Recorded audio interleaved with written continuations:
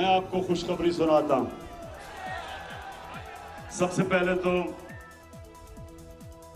मेलसी के लोगों,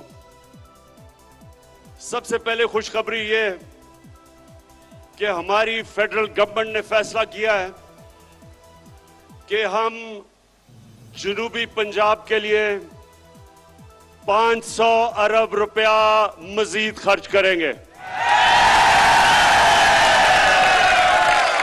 और अभी आपको उस्मान बुज़दार ने, आप ही के जनूबी पंजाब के चीफ मिनिस्टर ने इतनी लंबी चीजें बताई हैं कि जो जो आपकी ख्वाहिशें थी तकरीबन सारी उन्होंने कहा या इस बार पूरी होंगी और या अगले बजट में पूरी होगी। लेकिन मेलसी के लोगों, इससे भी ज्यादा खुशखबरी आपको सुनाने लगा हूं।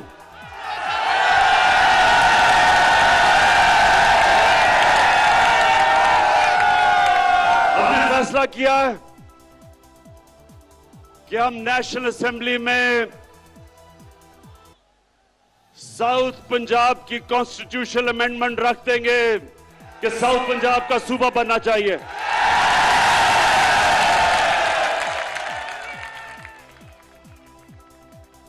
अब हम देखेंगे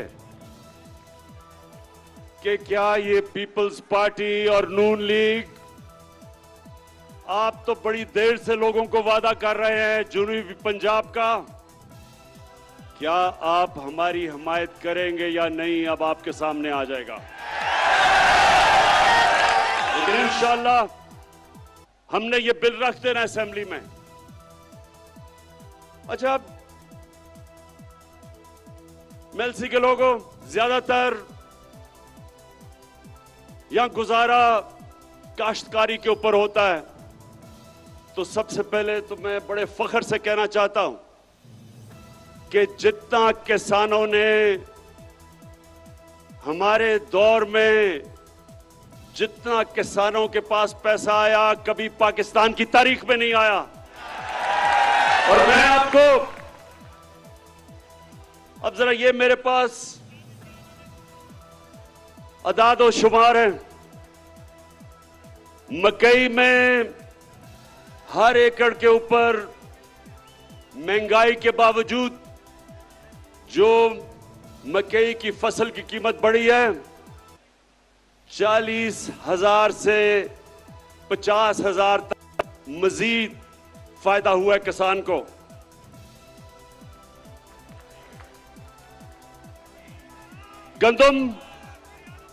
गंदम के अंदर जो हमने 50% हमारे दौर में गंदम की सपोर्ट प्राइस बढ़ाई, जो किसान की जेब में आया हर एकड़ में वो 25,000 से 30,000 रुपया। उसके बाद कपास की कीमत दुगनी हो गई है। कपास की कीमत अब दुगनी किसान को मिल रही है और उसकी वजह से एक एकड़ के ऊपर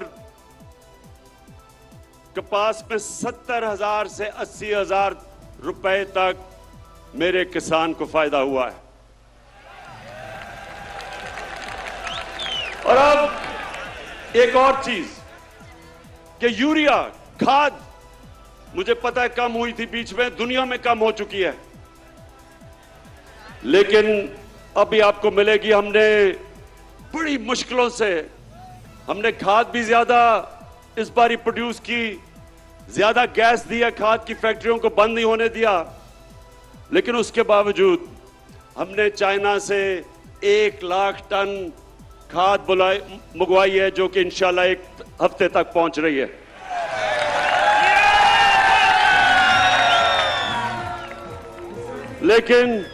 लेकिन अब किसानों, जितने भी किसान हो, एक चीज समझ जाओ कि आज बाहर की दुनिया में खाद जिस कीमत पे मिल रही है, उससे 5 गुना कम कीमत पे हम पाकिस्तान में खाद दे रहे हैं आपको। 132 अरब रुपए का हम सब्सिडी दे रहे हैं। तो मैं इसलिए आज आप किसानों के सामने पहले ये जरूर बात करना चाहता हूं, और भी अभी बड़ी बातें करनी है मैंने, लेकिन मैं पहले अपने, क्योंकि मेरा ये ईमान है, जब किसान खुशहाल होगा पाकिस्तान तरक्की करेगा। और ये बड़े मुश्किल वक्त में आपको पता नहीं कि अल्लाह ने हमारी हुकूमत को किन किन इम्तिहानों से गुजारा है। पहले एक मुल्क मिला जिसको रे चोरों का टोला दिवालिया निकाल चुका था, उसको संभाला। और फिर जब वो संभल रहा था तो 100 साल में एक दफा इस तरह का बुरान आता है जो कोरोना वायरस पाकिस्तान और सारी दुनिया में आ गई।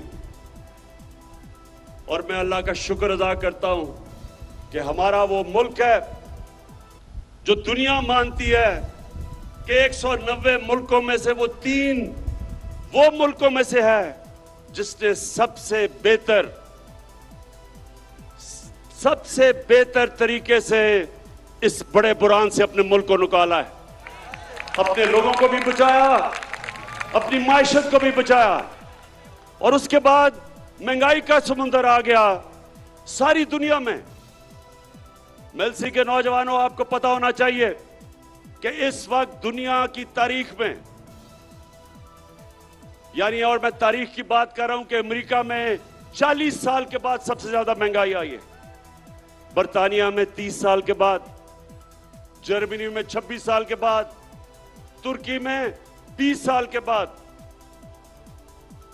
इतनी महंगाई दुनिया में जो आई है, उसके मुकाबले में पीपल्स पार्टी का जो 2008 से 13 का दौर था, उस दौर में ज्यादा महंगाई थी आज से। लेकिन इस महंगाई के बावजूद इंशाअल्लाह हमने पूरी कोशिश की कि आपके ऊपर हम कम बोझ डालें। और अल्लाह का करम है कि हमारी पाकिस्तान की तारीख में सबसे ज्यादा टैक्स इकट्ठा किया गया है। और उसकी वजह से मैंने 10 रुपए कम किया पेट्रोल और डीजल,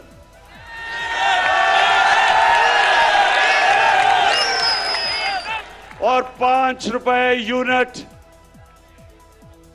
बिजली कम की। ये सिर्फ इस तरह हम कर सके कि हमारी एफबीआर ने रिकॉर्ड टैक्स इकट्ठा किया, हमारी कौम ने टैक्स दिया। और मेरा अपनी कौम से वादा है, जितना जितना आप हमारे टैक्स देते रहेंगे, वो सारा टैक्स मैं अवाम के ऊपर बोझ कम करने पे लगाऊंगा। और अगर ये जो भगौड़ा बैठा हुआ है लंदन में, जिस दिन इसका मैंने पैसा वापस ले आया तो मैं आपको वादा करता हूं कि पेट्रोल और डीजल की कीमत आधी कर दूंगा।